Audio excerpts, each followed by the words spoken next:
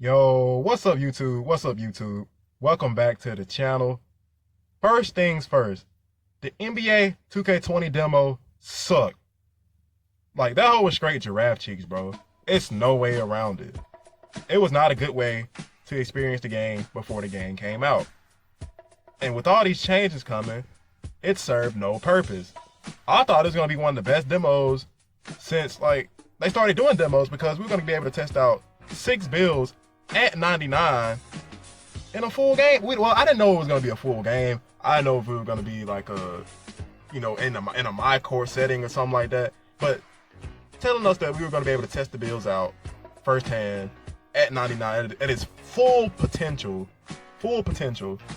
really hit the nail on the head for all of us who were looking to get into experiencing the game.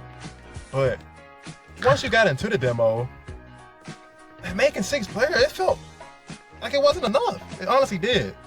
When we got used to, working around the pie charts and the physical traits and the badges and all that, it started to feel like we were just flying through builds and coming up with the same thing, but it was always something a little bit off, and you need to go back and make another one. And once you got in that one game and you felt like the player wasn't doing what he wanted it to do, you had to go make another one. And that game was so fool. Like, that was not a 99 we were playing with, guys. That was no way that could have been a 99. Like, you could feel the badges a little bit. You can feel them working. You can feel the speed. But they were getting tired in like 2 seconds. Like, come on, bro. How the fuck you gonna have a 99 player out there getting tired in 30 seconds, bro? Like, he got an incurable upper respiratory infection or something like that. Come on, man. But before I get into what's changed, I'm gonna quickly break down the pros and cons of the demo. The first pro being the fact that you were able to make 6 builds, even though it ended up feeling like that wasn't enough. Having the ability to make 6 of them, it did come in handy, and it did feel like we were given an opportunity. We were falsely given an opportunity to experiment with our builds and not go into 2K20 thinking we made the wrong decision. To be honest, I was only pleased with one of the builds I was able to come up with, but knowing that I was not going to be pleased with the builds that I wasn't pleased with before the actual game came out was a plus, and I'll give them that. Now, the second pro is the new badges, and it might be the best thing about the demo. Experiment with the new badges, the only thing that I really got an enjoyment out of. And they really did come up with some new badges. Now, they need to fire whoever made the names for these badges. They really need to fire that nigga. But the new badges, they're pretty cool. They're pretty good.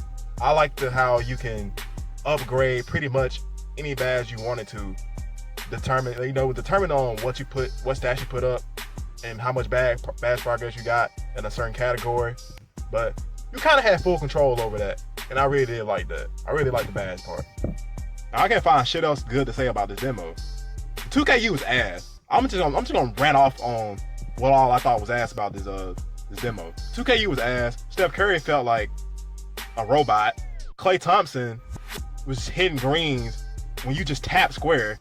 Like, you could repeatedly tap square, that nigga was still hitting greens. So you wasn't getting a good feel of how the shot meter and shot things worked.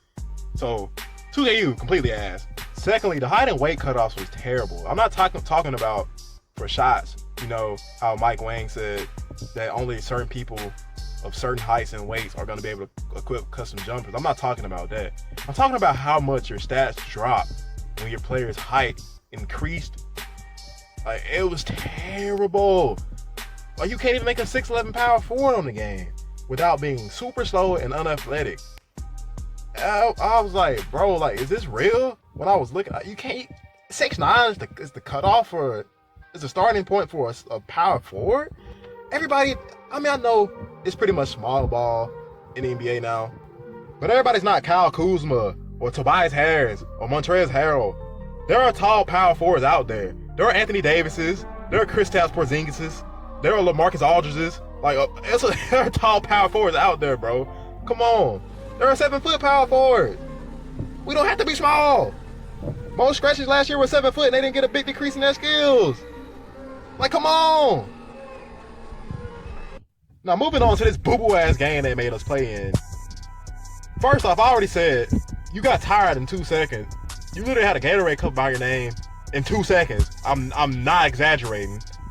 They somehow decided to put those cancerous as 2K17 brick wall screens in the game. Why? Like, why?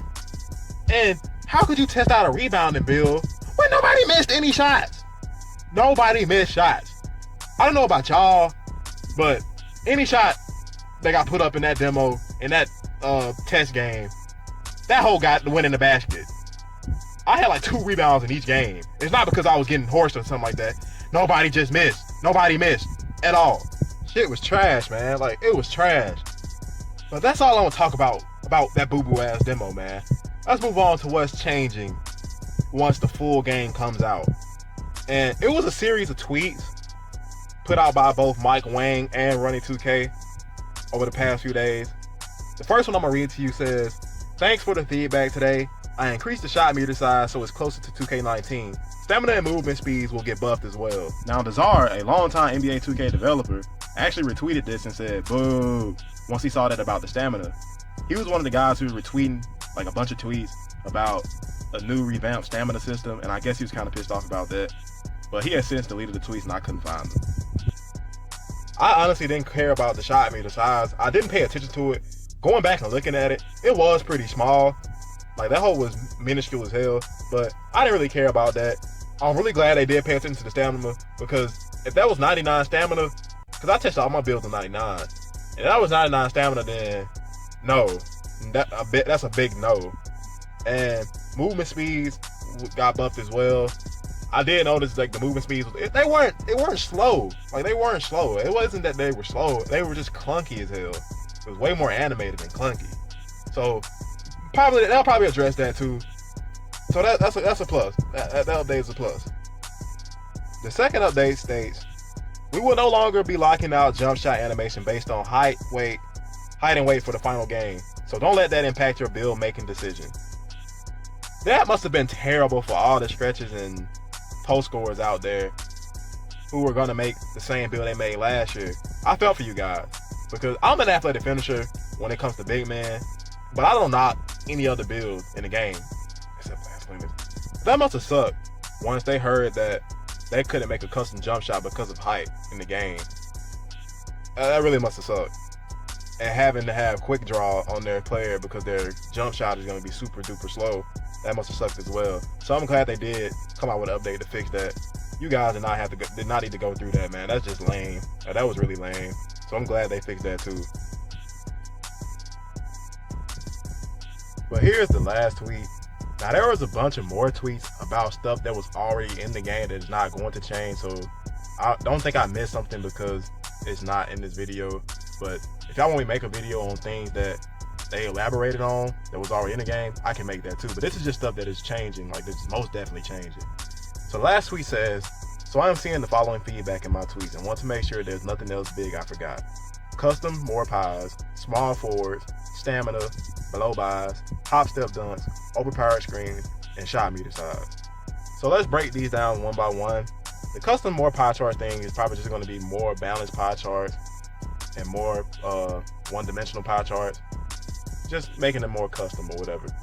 Small forwards. Now, I don't get why they said small forwards need to be changed, because when I was looking at my small forward build, they weren't that bad at all. So I don't really understand that, but I guess they're gonna make small forwards kind of a little more balanced or whatever. The stamina, or the stamina stuff, getting too tired too quick, probably gonna buff that a little bit or whatever. Now, the blow by thing is nerfing first quick step, or quick first step, excuse me. They were saying that quick first step was way too fast and it was giving people like an instant blow by, and that kind of sucks, because if you watch my RIP pure athletic finisher build, that's like the only thing positive out of that build. Anybody can get the badge, but to go along with that build is like athleticism, well, supposed athleticism, because it's not that athletic this year. That was like one of the only good things we had going for us. And I don't want people to be having to defend an instant blow by, but hey, with how they killed the build, that was one thing we had going for us. So they're nerfing quick first step. Hop step dunks, I didn't experience anything with hop step dunks. I don't really like hop step dunks like that, because I'm kind of a 100% field goal shooting guy. I like to do things that I don't like premeditated stuff, like knowing that I gotta go. If you get what I mean, I don't like animated things like that. I like to go straight up, knowing that I'm gonna make a shot. I never know when a hostile jump animation is gonna follow through, so I don't really go for hostile dunks and stuff like that. So I don't really care about that.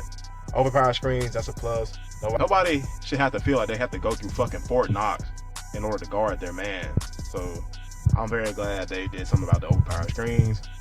Shot meter size, that's another plus. Some people like to see their shot meter and engage their jump shot off of their shot meter. I like to go more off timing, even though I do look at my shot meter still, but that's a plus as well. You guys, let me know what y'all think about all of these changes. What you think about the demo, what you like, what you didn't like, what you want to see. Like, I have hope for NBA 2K20.